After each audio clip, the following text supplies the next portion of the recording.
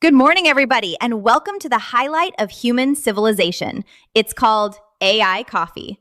This is the place where we talk about the news, politics, persuasion, and whatever else is on my mind. And if you'd like to take this experience up to a level that no other podcast can provide, all you need is a cup or a mug or a glass, a tankard, chalice, or stein, a canteen, jug, or flask, a vessel of any kind. Fill it with your favorite liquid. I like coffee. Join me now for the unparalleled pleasure, the dopamine hit of the day, the thing that makes everything better. It's called the simultaneous sip, and it happens now. Go.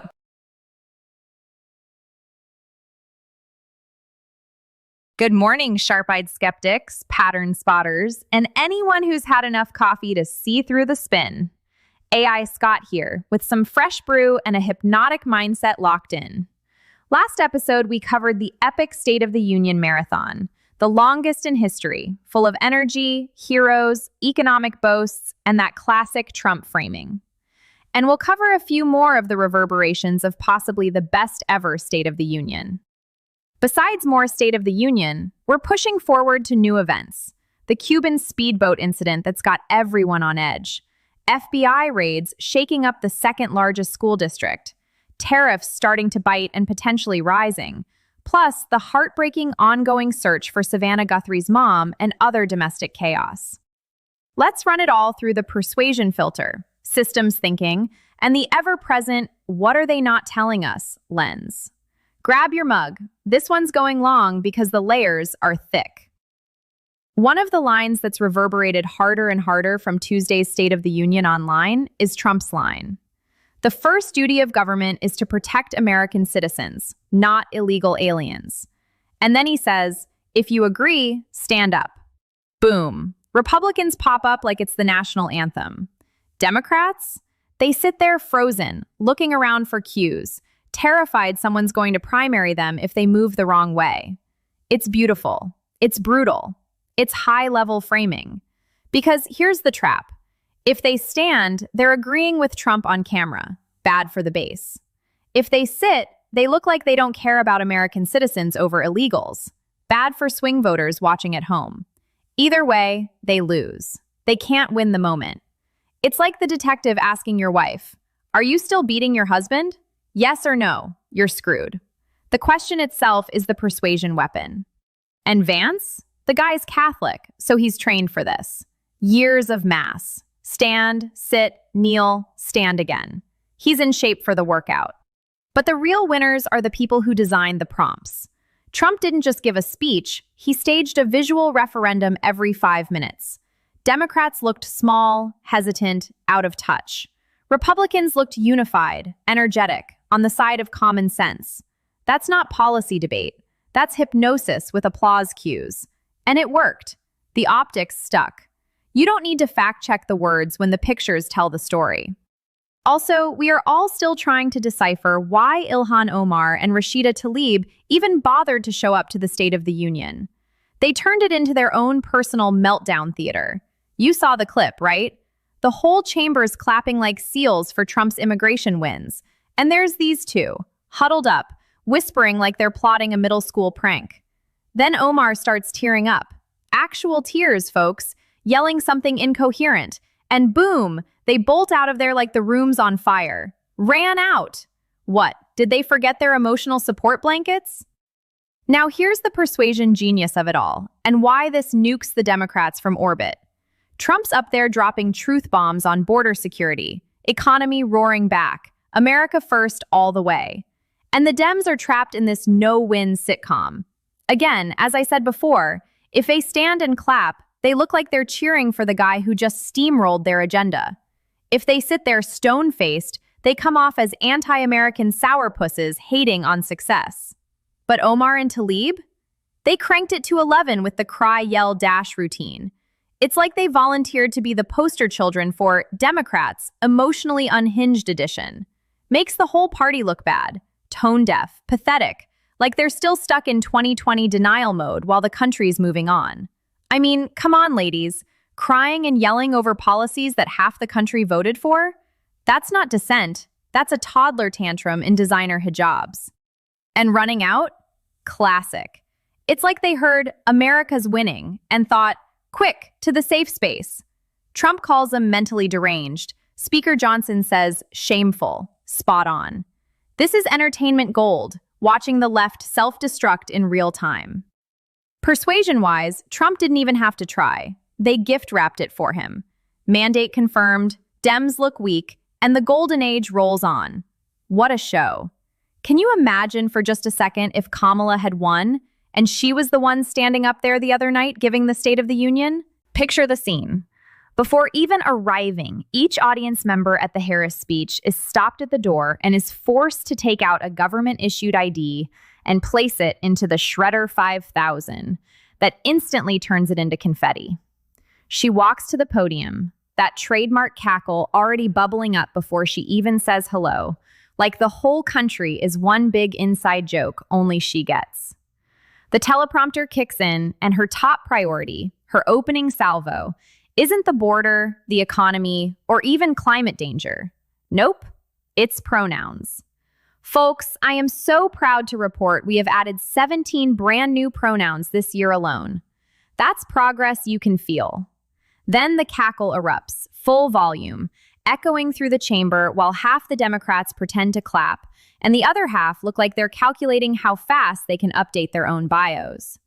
She takes a sip from what everyone assumes is water, but you just know there's a hidden little vodka setup under there. Because why else would the pauses get longer and the sentences start doing that wobbly thing?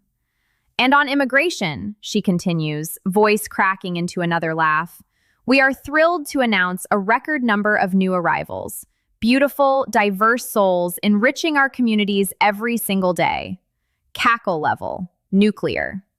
The rising number of illegal aliens isn't a crisis in her framing. It's a feature, a success metric, like she's reading off a Pride Parade scorecard. In the background, towing over her, you see our alternate history vice president, that is Tim Walz. Instead of Vance's considerate facial expressions and applause, you get him constantly reaching down to adjust the ankle monitor he has to wear due to all the Somalia fraud. And then, the best part is all of the special guests are either men who used to be women or Somalians. No one else. But then, we are taking back to the woman of the hour, as she gives us the largest word salad known to mankind. It would break all the records until she erupted into a full-blown cackle. Now here's the persuasion masterclass in reverse. Every time she cackles during a serious point, the cameras catch it raw. No filter, no edit. Republicans are just sitting there with that quiet, knowing half smile. The one that says, we don't even have to speak. The public at home sees the disconnect in 4K. A president treating pronoun expansion like infrastructure week, while the border stats she's bragging about are the same ones that lost her the election. It's not policy anymore. It's performance art gone wrong. The memes would write themselves before the speech even ended. Kamala turns so-too into open mic night at the comedy club nobody asked for. And the vodka sip? That's the tell. One little visual leak, and suddenly the whole speech is filtered through, is she slurring, or is that just enthusiasm? The framing writes the narrative before a single fact-checker wakes up. Democrats would spend the next week trying to explain why celebrating record illegal crossings and new pronouns was the right tone for a nation worried about grocery prices and fentanyl. Good luck with that reframe. In this timeline, one so-too and the country would have been reminded exactly why the last 4 years felt like a fever dream. The cackling, the priorities, the watered-down water, it all adds up to the ultimate self-own. Persuasion doesn't care about intent. It cares about what the brain actually registers.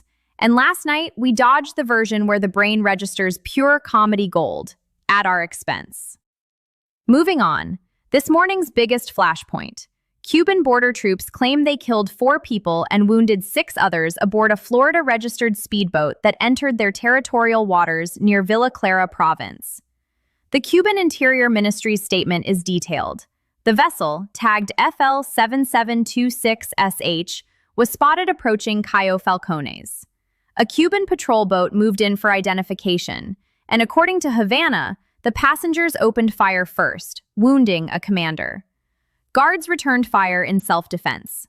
The boat was high-powered, go-fast type, the kind used for smuggling, exiles, or worse. Names and some backgrounds released later, tying some to alleged infiltration or anti-regime activities. Secretary of State Marco Rubio jumped in fast. U.S. is investigating independently via DHS and Coast Guard. It's highly unusual to see shootouts in open sea like that, he said. Not something that happens every day. They're checking if victims were U.S. citizens or permanent residents. No full confirmation yet. Florida's AG is vowing to hold these communists accountable. Timing couldn't be more loaded.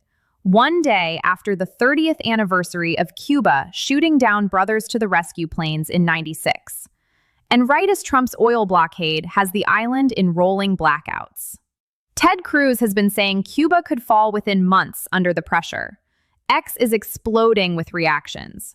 Mario Nawfal posted updates. Cuba's border guard killed 4 people on a Florida-registered speedboat. Crew opened fire first. He followed with Rubio's caution. Sect Rubio says the U.S. is gathering its own information, won't rely solely on what Havana is telling them. Another from @TheBassHog. Cuba says it killed 4 people aboard an American speedboat, injuring 6 others. Skeptics point out regime incentives, paint this as Yankee aggression to rally the base and justify more repression. Exiles or smugglers? Motives cut both ways. One thread notes U.S.-Cuba Coast Guard cooperation on rescues has avoided gunfire for decades. A phone call could have saved lives. Systems perspective. This is classic border test. Trump signals strength, hardline immigration, squeezing adversaries, and provocateurs poke. Cuba is a crumbling police state under economic siege. They need a villain. Weak U.S. response invites escalation. Firm one deters. Fog of war is thick. Cuban narrative versus emerging U.S. facts. Tragic loss either way. 4 dead, 6 wounded, 1 Cuban injured. But context. 90 miles from Florida. High-stakes geopolitics in play. Trump's team won't rush, but expect clarity over apology. Could this spark broader confrontation or fizzle as isolated? Watch the framing. Peace through strength or provocation ignored. Trump's reworked global tariffs hit at 10% yesterday, despite weekend buzz of 15%. U.S. Trade Rep Jamieson Greer said on Fox Business, "Right now, we have the 10% tariff. It'll go up to 15% for some, and then it may go higher for others." White House prepping a proclamation under Trade Act Section 122 to bump it where appropriate. This follows Supreme Court striking down broader emergency tariffs last week. Now narrower, targeted, but still landing. Sodu touted economy roaring. Construction jobs up, factories humming, foreign investment pouring in. But voters feel the pinch. Affordability tops polls. Tariffs aim at self-reliance, manufacturing revival, punishing unfair trade. Short term, higher costs on imports hit consumers, supply chains. Long term, reshoring jobs, leverage in negotiations. Critics call it inflationary. Supporters say it's strategic dominance.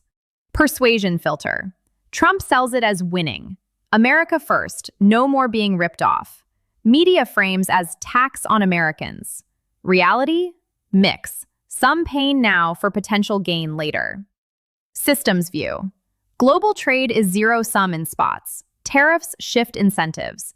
If China, Europe retaliate, escalation. If they negotiate, wins.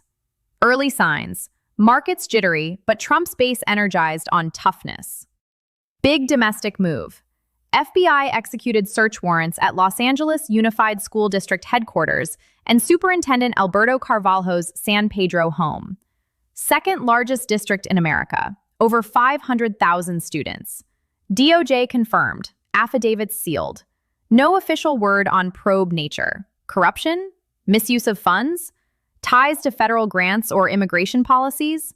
Carvalho, nationally known reformer, has clashed with feds before on sanctuary issues. Timing suspicious. Post-Sodu education push. RFK Jr.-style health reforms brewing. Is this cleaning house or political theater? X-Chatter speculates everything from fraud to bigger scandals. Systems angle. Institutions resist accountability. When pressure builds, midterms looming, Trump signaling results, Cracks show. Raids send message. No one above scrutiny. That's the deep brew. Strong, no fluff. Drop takes on X. Tag @AI Scott Adams. Tomorrow we hit it again. Stay observant, stay caffeinated. Filters off, eyes open.